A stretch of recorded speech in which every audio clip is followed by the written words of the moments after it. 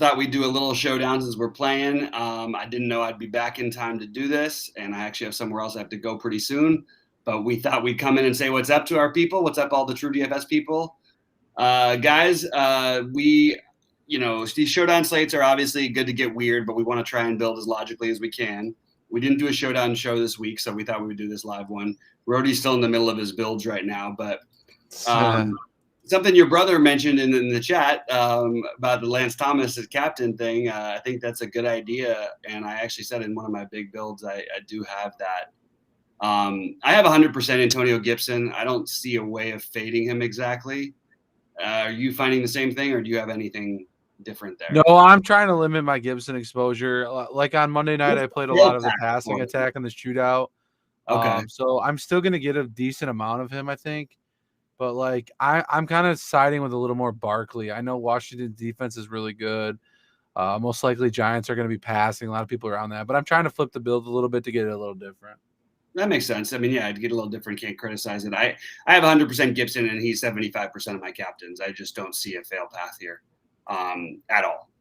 So I can't do it myself. I am the biggest Saquon Barkley guy. I love Saquon, and before the injury and everything, he was my guy. He was. I just don't think I can do it today. I actually am gone the other way. I have a little tiny bit of him in my flex, but I'm going with a little bit of Booker, and I also want to play McKissick. And I think it's interesting. Like McKissick was on the field for 36% of the snaps last week. Is that right? I think that's right. And just the game flow didn't lend his way at all. It really doesn't take much at his price, obviously, to get much done. But I sort of like the idea of throwing McKissick and Gibson together, and sort of like we talked about with the backup running backs, even though he might get a little bit taken away from his name is escaping me, the other running back. What are your thoughts on McKissick or any of the cheap options? Yeah, I actually love that. I just upped my exposure to McKissick, and I hear all these people in other channels and stuff. They're like, oh, I got to make a rule in the optimizer. No Gibson and McKissick together. I was like, that's not what you want to do on Showdown, guys. You want to play those guys together. That works out great. Definitely if they're both seeing time on the field, like you said, 36% of the snaps. McKissick's getting a bunch of dump-off passes, is getting that, and Gibson's getting a lot of the runs and maybe the touchdowns. You can get both running backs in the winning lineup. I do love that build. So yeah, I'm with it. I think it's a good build as well. The other guy who I'm going to play quite a bit of today is Dustin Hopkins. I don't usually go crazy for kickers. I could see Washington being in control of this game and Hopkins having like 12 to 15 fantasy points. And at his price, he's cheaper than most kickers we can usually get. At 3,800, I think a double-digit score is better than we're going to get for the options around him. So I actually like Hopkins paired with the Washington defense and Gibson. That's sort of my general theme in all my builds. What do you think of that? I know you're trying to get off some Gibson to try and go to some Barkley to get a little. No, I don't mind. I don't mind that. Actually, that kind of plays a little bit better for me with playing, say, the Washington team's getting bogged down in the red zone more. So Gibson's not getting the touchdowns. So you want to get the points out of the kicker. So I definitely think I'm getting some Hopkins. I really like that. I like that play a lot more. Yeah. Yeah. I think that also he's going to be lowish owned. This is a good question for you. Triple J asking me, how much Heineke am I playing? I'll answer that, but I want to ask you first that same question, because I think we're going to be different pages here. I'm getting a lot of Heineke. He's probably one of the higher owned guys. I'm probably going to have to cap that. I'm still building lineups actually as we speak. Mm-hmm. But I'm going to probably have to cap that because I want to go more Giants, but I'm not as much on Gibson. So if I'm not as much on Gibson, I'm probably playing. I like Brown.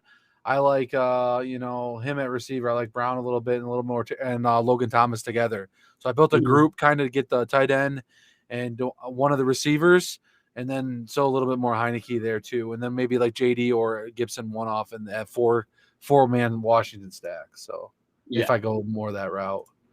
Yeah, so I'm going the other route. As you know, as I said before, I have 100% Gibson, so I am not playing as much Heineke. I have like 2 lineups that I think have Heineke in it. I'm only playing 12, 2 in the big one, and then 10 in the smaller one. But I only have him a couple times. So that's sort of where I ended on him. Where did you land as far as Shepard makes more logical sense here? I think lining up in the slot more. but I think he and Galladay, like I just think Galladay and I actually like both these guys. It's really weird. I actually like the Giants receiving core quite a bit, which is why I'm very attached to. I don't think Jones is any good, but I think we're going to see him pass the ball plenty of times today. So I think he's going to be productive. I have 85%, so I guess that's all but a couple lineups with Jones, and I am playing about 50% each of Galladay and Shepard. Where did you land on those guys? And yeah, Shepard, I'm getting quite a bit of. I mean, he's probably my highest owned Giants receiver. I like him. I'm trying to get some Kadarius Toney a little bit more. Okay. I got probably 15% of them right now out of a 50 build. So right in that still single digits, 10 lineups or so. Maybe get a little more exposure to him. I usually get off the number one guy unless I put him in captain a lot of times. Because I think if like Galladay's gonna have a boom game, you're probably gonna see him a little bit more in the captain spot. If he takes it down.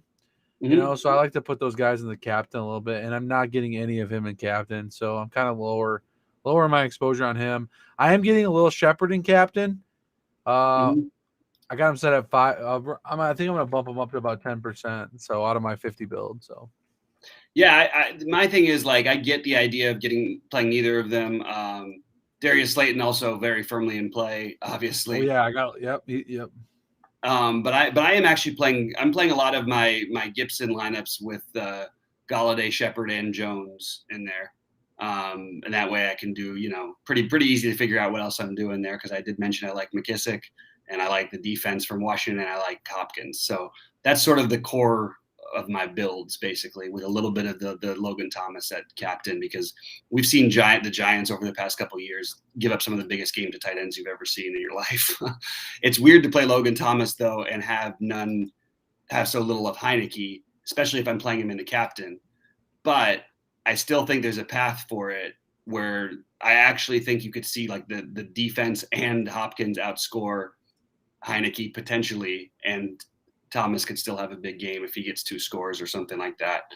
Or even just, a bunch of catches. Like I mostly am trying to stay away from the passing game of Washington, but I like you're going the other route, which both make sense, right? We're talking about different ideas of game scripts. I think that, just my personal take is that Washington wins this game. And I think they do control the game fairly. I don't want to say easily, but I think you're going to see the Giants in the second half having to throw from being down, which sort of leads to a little bit of maybe I should play more Booker actually. Now that I think about it, it's actually not a bad point. Maybe I should actually consider that because there is a chance that if they're down like big enough, especially on a short week when they're already trying to limit Saquon, maybe they actually don't mess with him if they're down 3 scores, let's say, in the second half. I'm not saying it's going to happen. I'm just saying that is a possibility, an angle I want to play. And me and you both have the same general strategy when it comes to these things. We want the game script, right? We want to make the game script make sense to us.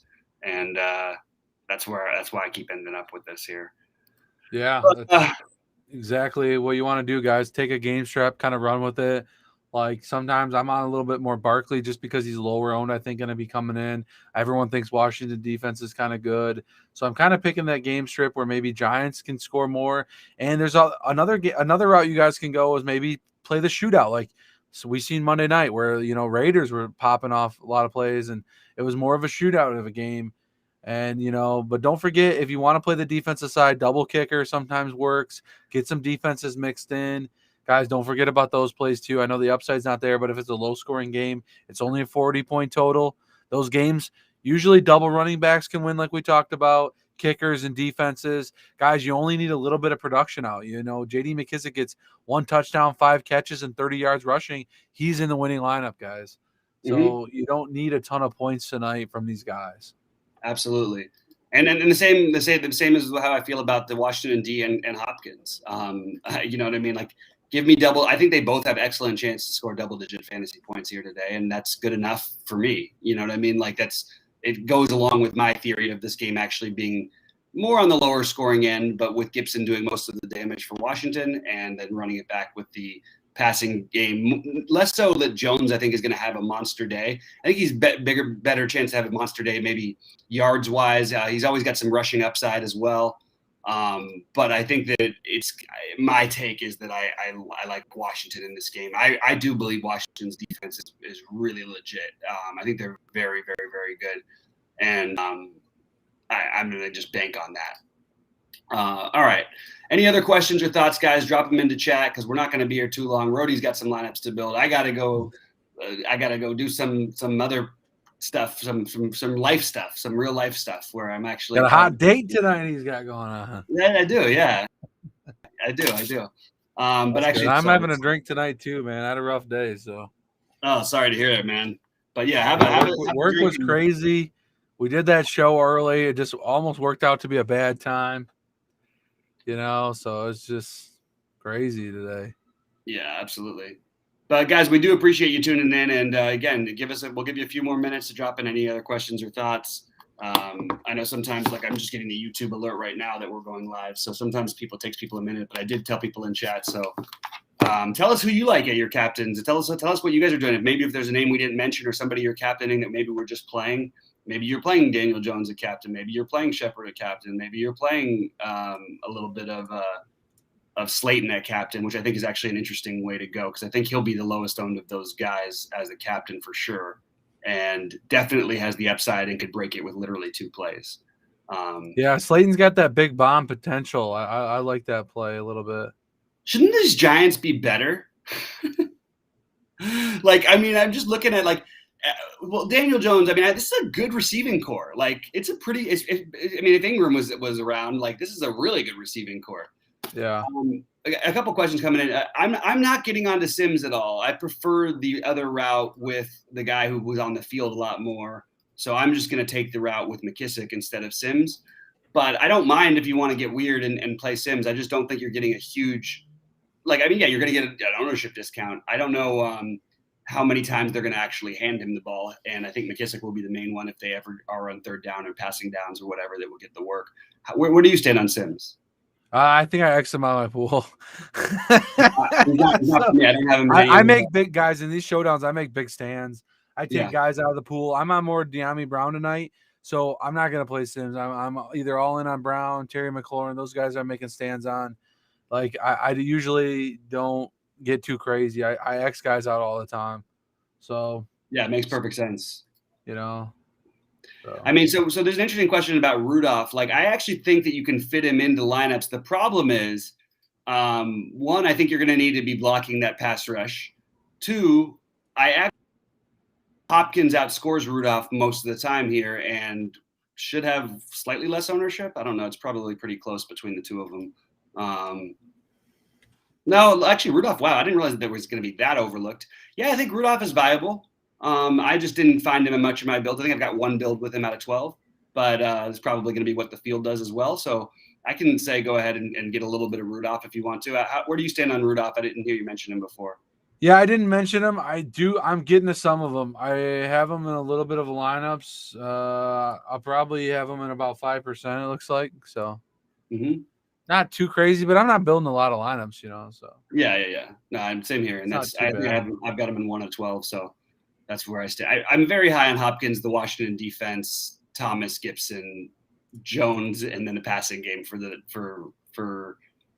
New York, but not so high on Rudolph. But I could see Rudolph getting in the end zone. That's definitely on the table. Yeah. All right. Anything else before we drop out of here? Before one of us wins $1 million and we just it's going to be one of those nights for me where I'm not even looking at my phone and I'm going to look down and go, whoa. That's what I'm hoping. No, I'm hoping to I'm pretty tired. I haven't got a lot of sleep the last couple of nights. It's been rough.